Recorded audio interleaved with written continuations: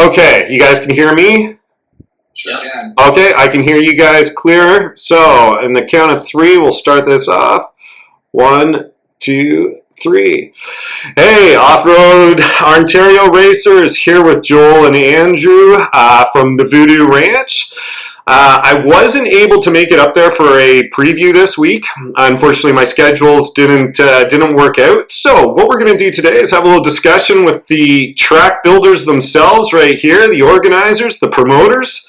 And we are also going to reference Andrew's 2024 preview video. He previewed the 3 tests then, and the boys are going to tell you what has changed since 2024, so what's new in 2025, and you're going to know what to expect when you get to VooDoo next week. So, I'll stop talking right now, but anyhow, lads, what's new for 2025? And I'll let you guys both introduce yourselves as well. Yeah, so I'm Joel Castonguay, Andrew's partner. Andrew Dean. I work on the trail out here. We got Joel's the property owner, and we built the course up and work on it every year. Perfect. Awesome. So, what do you have new for 2025 for us? Yeah, I think the biggest change is the addition of a small motocross track that used to be just flat track, so we're really excited about that. It's entry-level motocross, so it's designed for everyone, every skill level, so you can roll everything. There's nothing really dangerous. This track was brought to us through some funding with Yamaha Canada. That's through our local OFTR club, Subway Trail Adventure Riders Association. We were able to get some grant money and build that this spring, so it'll be our first VooDoo Ranch Sprint Enduro using the track, so we're really excited about that. Oh, that's fantastic. That's good news that Yamaha pitched in for that. Love to hear it.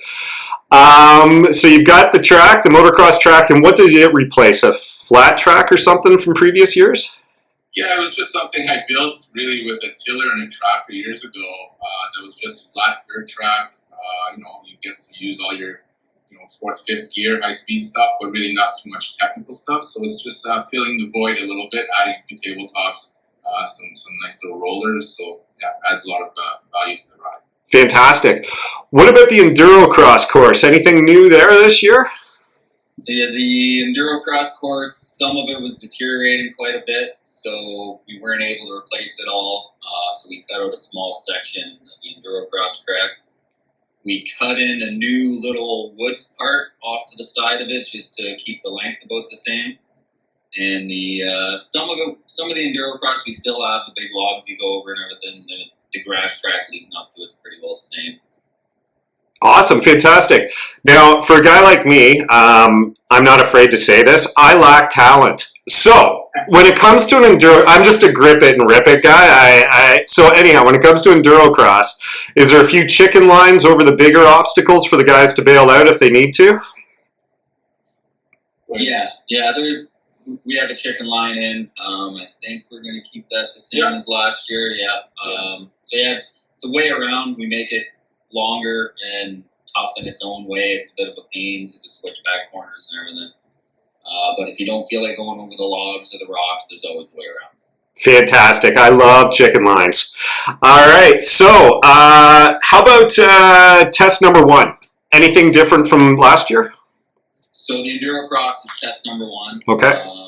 And then it goes across into the motocross track.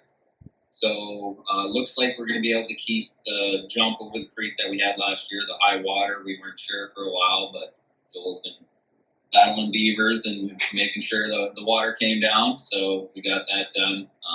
The test 1 is the one that's going to change the most with part of the Enduro Cross being out and across into the motocross track. Okay, all right. And there's a chicken line for the creek jump as well, just for the riders to know. Fantastic. Last year, you can take a bridge across the creek. Okay, amazing. And then when you get into test 1, anything else different through the trail systems there? Add or lose anything? Test 1, like I said. Enduro, sorry. Yeah. So test 2 then? Yeah, test 2 is virtually identical. We haven't really changed it much. It's It's been there for a while. It's beaten good. It doesn't need much work, so luckily we didn't have to work on it too much. And then we did add a new bridge. So last year at the race, mid-race, one of the bridges had expired, I guess, if you will. So we have a great new bridge that was built there. So confidence for the racers that tackle those bridges with speed. Fantastic. The other one. That's right. Two bridges have been added. Yeah, again, through our local club. So we're excited for that. Amazing. Okay, and just because I've been watching some of your social media posts, is one of those bridges the waterway that you guys were floating logs down and building? So that one's on test 3, and again with the high water this year, all the rain. That one they did such a good job. A couple local volunteers building that last year, and we thought it'd be there for years. And the water came up so high, the logs started floating downstream, so it brought the logs up. Yeah, that one was the one you saw in the one video there where we laid some new logs across. We had to raise it up, and it's getting planked in the next couple days. This afternoon, actually, we'll be putting some solid wood across it all, so it won't be a concern. So it'll be 3 new bridges for 2025. Fantastic. Well, that's incredible. Anything else in test 3 that you want to discuss that's changed besides the bridge? So yeah, test 3, a lot of it just minor fixes in there. Again, I was worried about the water coming out in some muddier sections, so all those I widened up for extra lines, or we widened up for extra lines. And changed some of the corners a little bit because we're going to be running it backwards the next day for the cross country. So just trying to make it a little better, rounded entry and exits, and just found some different ways around stuff, so more options for lines, doing the 2 days in a row. We're worried about, things getting beat in. So we wanted to open up and make some more opportunity for lines as things get wore out. Oh, that's awesome. So when you're opening things up for more lines, you're trying to reduce the bottlenecking, which all of us appreciate. So you're opening up, like around hill climbs and big mud bogs and stuff like that? Yeah, exactly. Hill climbs and mud bogs. And then even a lot of the sections that grew into the single track real nice, we just widened out, so it's a lot of it's wide enough to get an ATV down, so you can race side by side, do some passing, and as they get beat in more, we'll get some more lines in there real nice. I'm sure we'll see that by the end of the weekend. Absolutely love it. I love it. There's nothing worse than a big bottleneck and everybody coming to a halt for a while. So you guys got the flow created. That's amazing. Since we're talking about the courses right now, I'm just going to try to get an idea off you guys about course sizes. I know I get these questions a lot from the mini, the Pee-wee, and also from the riders themselves. So let's start with the wee ones there, the Pee-wee track. How big would the Pee-wee track be by estimate? Yeah, so the Pee-wee track's about, I'm going to give or take a few, it's about 3 kilometers. So you're doing the grass track, which is it's essentially just a flat grass track. You'll come around, cross the creek on a regular crossing, and then you'll do the motocross track and then come back. And again, the motocross track, any Pee-wee bike can do it.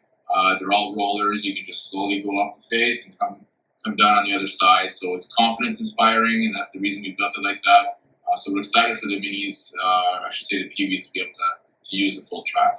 Oh, that's awesome. Yeah, what a great way to just get some experience during a race of a little beginner motocross track. It's amazing. Okay, so that was what about the minis? What do you got up for the minis then? Well, the minis is going to be pretty much, it'll be the same layout as last year. I don't have the kilometers in front of me. I'm going to say it's 5 or 6 roughly, but the same lap times as last year. So it's about, I think, about 20, 25 minutes. Lap time from the Sprint Enduro. We may make some minor adjustments, but you can expect the same thing. Fantastic. That's great. And then our test sections, we know that test number 1 is the Enduro course and the motocross course. What is test 2 and 3, say, for kilometers and time-wise? So test 2 is about 7 kilometers. And I don't recall offhand what the times were last year. Yeah, I don't have that. That's okay. You can go on Live Labs and check it out. Yeah. Okay. It's so wide ranging, of course. Just the pros get through stuff so fast, and if you don't get hung up on anything, it's not too bad. But there's a few spots there it gets pretty tricky and rocky, easy to get hung up. Okay, well, that brings up a great question then. So for test 2, what is just a couple, not concerning points, but challenging points that you would bring up that you'll come across in test 2? Well, there's that one hill for sure. What do we call that again? Well, we used to call it Hero Hill because we just started riding it and there was trees there. Now it's just a deteriorated corner with a massive rock. Be aware that rock is there. Be careful on your pipes, but pay attention because there is 2 alternative ways to go around the corner, and that's on test 2. Where the Kimpex flag, you'll see that. Keep your eyes open for the extra lines. We made sure there were some easier ways around, and a lot of people just eyeball the line that everybody takes, and it's by far the worst. If you take your time a little bit through there, it's a lot easier on you. Yeah. Awesome. Okay. Brings us over to test 3. How long do you figure test 3 is in K? Test 3 is 6 kilometers. It feels longer than the second test. It does feel really long. And I remember last year challenging some pros, I had just sort of guessed how long it would take. And I think I had said if they can beat 10 minutes, I would make him a massive sandwich. And nobody beat the 10 minutes. It was close, I think. It was close. I think it was within a few seconds. But I think the fastest guy will break 10 minutes for test 3. Fantastic. Is the sandwich still up for grabs this year then? Yeah, I'll get creative. If someone can beat it, I'll be something. All right, fantastic. Anything else you guys want to bring up about the courses? I think that about covers it. So the water issues, maybe I'll mention that we were worried about, and that bridge floating away and everything. Everything's dried up really nice. Like I couldn't believe, like 5 days after I made that video with putting the logs over, I came back there and the water had dropped 2 feet. So it's looking pretty good. And we're not looking at much rain this week, so it's going to be a nice dry course. This course is a lot, like way easier to try. Oh yeah. So hopefully it stays that way and take it a little easier on the riders. Fantastic. I like to hear that. Only because we just brought up sandwiches. Any food trucks or anything that's going to be at the race? Yeah, we're super excited and lucky to have Pamela and her team at Pension Catering Company. So they're the food providers for the Corduroy. I think they've been there for 3 years now. So they reached out, right? They're moto-minded and they want to support local provincial promoters. So we're super happy to have them here giving us food. They will have breakfast for those early morning meals and proteins. So we're excited to have them here. Amazing. Any caveats to that? Like, is it cash only? Can you use debit, credit? Ooh, that's a great question. I think they're set up with debit, whether it's Square or some sort of technology like that. I do believe they have that. But aside from that, yeah, they're setting up. Perfect. We don't have to roll our quarters and nickels then. We're good. No. Okay, awesome. What about, just because we're talking about the facilities there, how about camping? You're all set up for camping? Yeah, so we have acres and acres of field.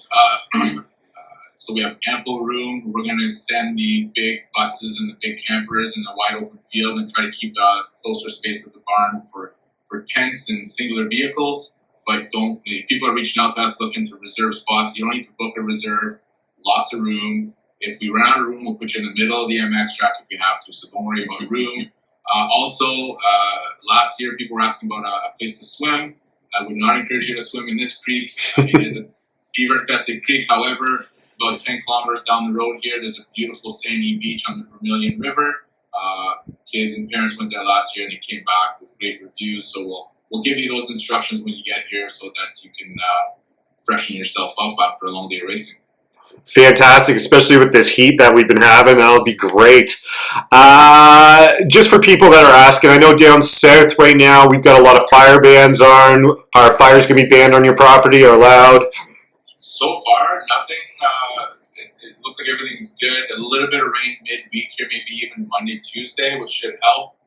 So I haven't heard any anticipated fire bans. So I would say, though, that we don't really want fire pits at every campsite.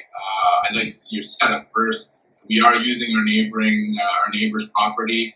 We will have a big fire Saturday night with a bunch of pallets and sort of a social area with some music for people to wind down and talk to fellow racers. So we'll be supplying a big fire. That's perfect. That's perfect. I think, one other question I was going to have, especially for people that haven't participated in a sprint enduro yet, anything different with the transponders? Do you need it? Can your visor transponder be used with your system? Yeah, it's the same technology for Saturday and Sunday. The same transponder will work at any Oval race. Perfect. Okay. Anything else you guys like to add to this? I think maybe just go over what the plan is for the cross country, especially people that have been here for the sprint enduro and wondering how the course is going to go. Yep. So it's going to be starting on the motocross track, so you're not going to be doing the enduro cross and that side of the creek. So it's starting on the motocross track, doing the motocross track forward, and then going into the test 3 backwards. So you'll be doing test 3 and test 2 essentially backwards, and it'll be modified slightly to cut out some sections that would have been pretty sketchy for a lot of people to go up. We designed it going down, and they are possible going up, but again, we're worried about getting roadblocks and things like that. So it's 11 and a half kilometers, looking at 20 to 45 minute lap times. If you get hung up, it might take you a little longer. But yeah, we're looking forward to that, and I'm thinking some new lines will open up for that. I hope so. Yeah. Maybe clear next year if it gets widened out. Yeah, that's right. That's right. Yeah. Fantastic. I'm pretty sure a lot of racers will do their best to help you with that.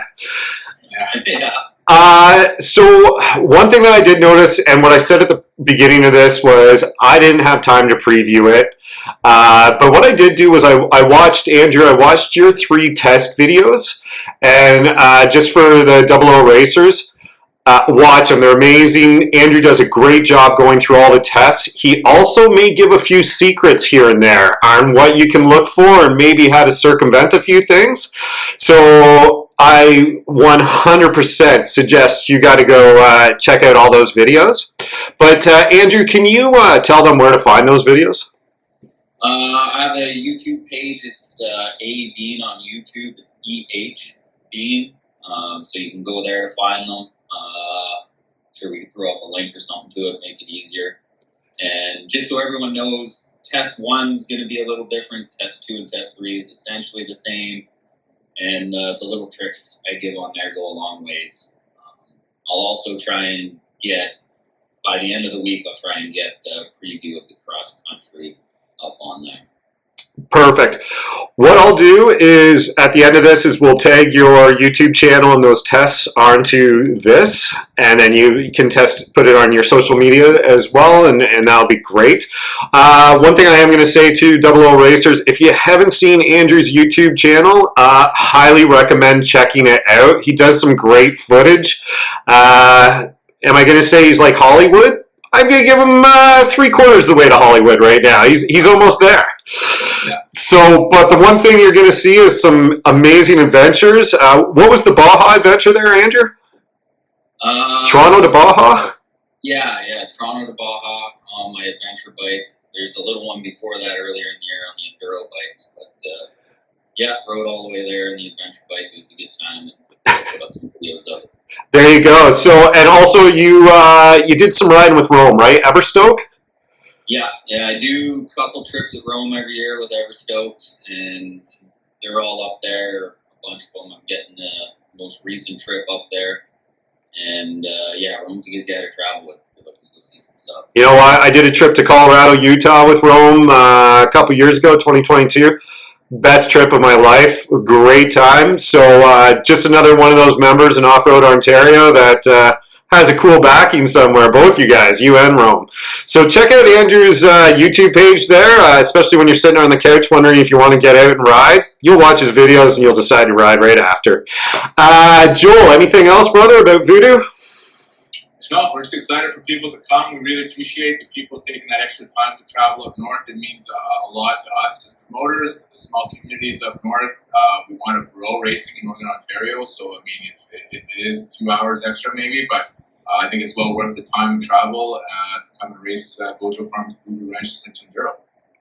I like it. Well, what I can say is from the group of guys that I race with, they continuously talk about VooDoo, and some are only racing VooDoo in the cord this year. So, and that being said, for the people that are thinking of doing the cord, this is going to be one hell of a good practice before the cord. So seriously think about coming up here and getting your time up with VooDoo, because I'm going to guarantee you'll go into the cord with a lot more confidence afterwards. Gentlemen, thank you very much for your time, and for all the work that you guys put in. I know the racers appreciate it, and I know that when we get to VooDoo, we're going to see all the effort you guys put in. So thank you very much for your time, guys, and looking forward to seeing you this weekend. Thank you. Take care, boys.